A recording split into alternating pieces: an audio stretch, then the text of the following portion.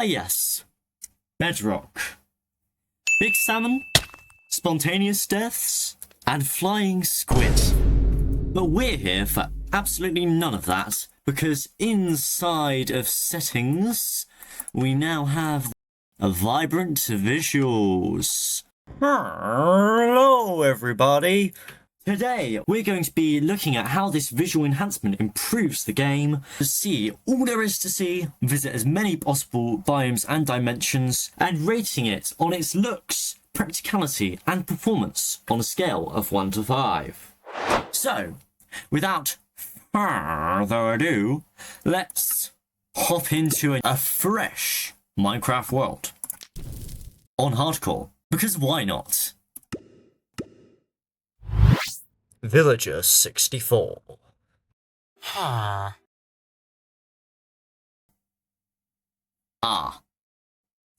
This is a great start, everybody. I don't want to say anything too fast, but oh my gosh, it's a bit choppy. Favor performance. Let's see how that improves our visuals. Oh, that's much smoother. I still think the player character looks a little bit off, but it's actually quite an improvement from what we had a moment ago. I like the clouds. I feel like the white outline on a grey, that feels a bit off. What have we got? A bundle, bread. I don't know how the frame rates are performing here. Let's double check that. What happened to FNF3? Let's take a moment to appreciate the water. The underneath has this applied sort of filter texture. And once you go underneath, it actually looks quite nice because it changes to look like sunlight reflecting. It does look relatively hazy, which is kind of what they're going for when you're going underwater in Minecraft. It's kind of this claustrophobic sort of feel. So I kind of like how they've pulled it off with vibrant visuals. Why, hello there, Mr. Camel. The way the shadows are reflecting on you right now does look pretty good. Seeing how Vibrant Visuals performs with the sunset going on in the background is going to be a right treat. Ooh, now it's got a more pinky sort of hue. It's not as grand as I was expecting, actually. But it is nice, especially that reflection on the water. That's nice. It does feel a little bit weird though, because it looks like the light's coming out of the block. Let's sleep this one away, and in later nights we'll be able to get a good gauge of how well the nighttime actually works. The planes vibrant visuals filter is quite nice actually. I'm a big fan of this one. I think it's a very good default look for the game. Okay, going into Savannah. Ooh, it kind of tints up a bit. You can especially see it on the clouds there, that yellow-orangey hue. That cave off in the distance does look a little bit weird. So you can actually see the areas with the shadows much clearer than you can the fog. Oh, leaves. Leaves are something that are kind of hard to do right with shaders. But I think that these ones actually do it quite well. You can see on the tree how the sun is kind of coming through the leaves. Oh, rain. Is the sun going to really stay there? Is it that kind of rain? That does feel really weird. Oh, look, the desert's back. Let's go into this little corner. Little cave, ravine, crevasse.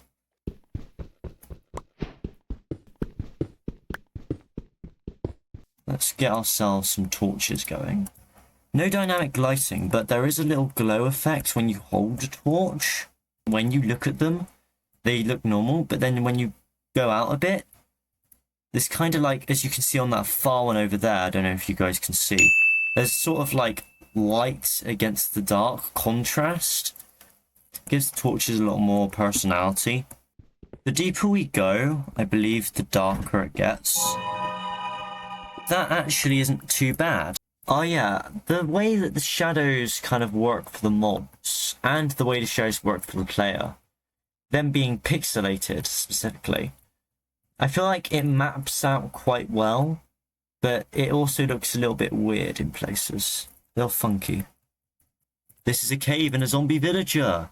No, Is this really what's happened to the people of this village? Oh, it's what happened to all of the people of this village. Hello, baby. Those poor zombie villagers. Bet the baby got them. Put that on. Keep that up. And we head off. Now, vibrant visuals would actually pair quite well with, say, replay mod. So it's quite a shame, actually, that this doesn't run on Java yet. But when it does, you'll be betting that I'm probably going to use this in some of my Java videos. I don't know how I feel about that whitish haze that occasionally appears in corners. It feels personally a little bit wrong. Yeah, it kind of goes into that warm biome mode, doesn't it, when you go into that jungle? Oh my gosh, it looks like I've got such a tan. That is something to behold, that. I would like to encounter a colder biome. I definitely feel the lag in some places. Now that I've played it for a little bit longer, it's kind of become a bit more noticeable for me. That is a big mountain over there.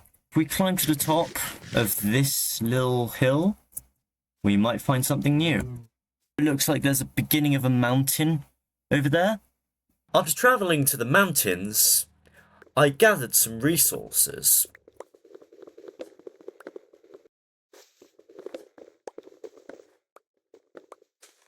In the hopes of constructing a house.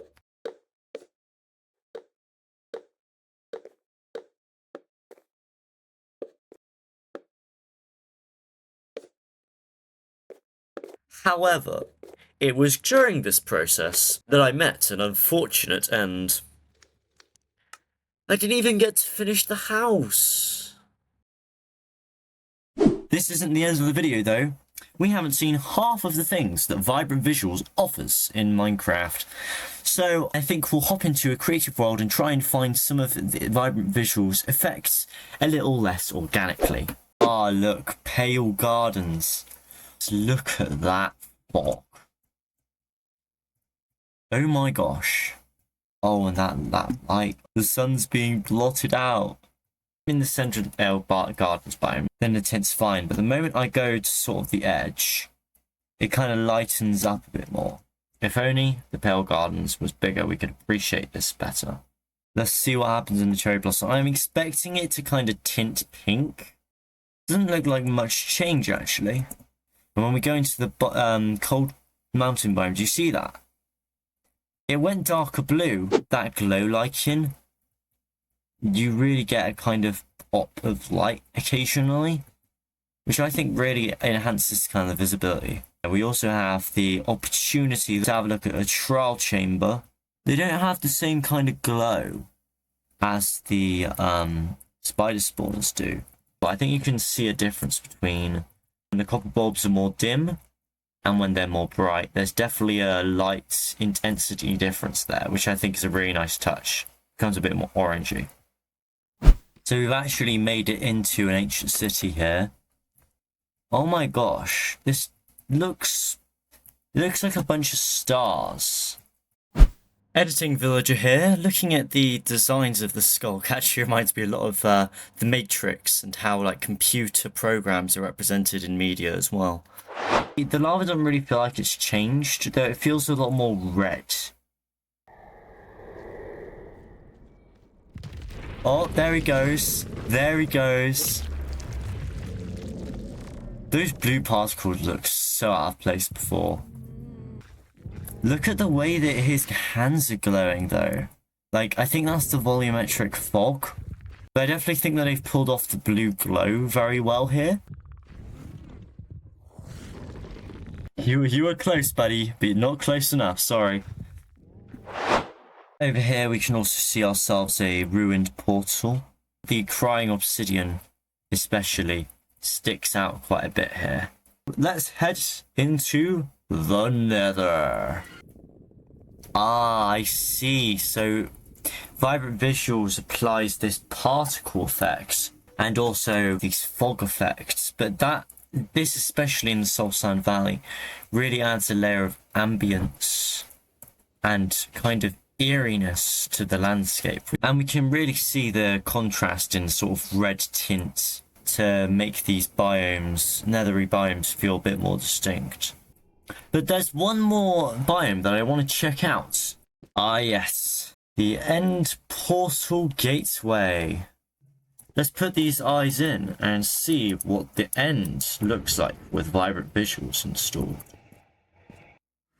Oh my gosh, that purple. And it's just infinite. Oh my gosh, was that a solar flare or something? Yeah, and there's these weird sort of lights that kind of flare in and out. Looks really cool though. But we need to end off this video anyway. Forest full of deadly mobs and creatures. Let's rate each category and give some final thoughts. First, looks. For this, I'm going to be giving us a 4 out of 5. This is due to the fact that whilst I find the shader gives itself very distinct character with its pixel shadows and biome tints, I do think there needs to be more work done to, say, the rain, volumetric fog, and shadows and so on, to bring that the shader up to the higher ratings. Next, practicality. Now, I'm going to be giving this one a 5. The lighting seems to have been created with gameplay in mind, and when you're in caves and mines, there is also not too much hindrance to your visibility with, say, no vignette effects. All things considered, I think that they absolutely smashed it with this one. Performance is another in the middle, but I think I'm going to give it a 3.5. Whilst vibrant visuals are running practically perfectly on my computer, this is simply because I had to turn it down to lower presets, and in areas, for example, like in the nether, with those particle effects, there are moments of extreme choppiness. So overall, I think further optimization will be needed in the future. This shader performs very well, and compared to others available, it's definitely a very good option for people with lower end hardware. If when I boot up Minecraft, I see this screen instead of this, I think that vibrant visuals is definitely the way forward for Minecraft. Thank you all for watching this video on reviewing vibrant visuals. I hope you will look forward to seeing it pop up more in my content going forward. But until then, I'm Villager64, and I hope you all have a good day.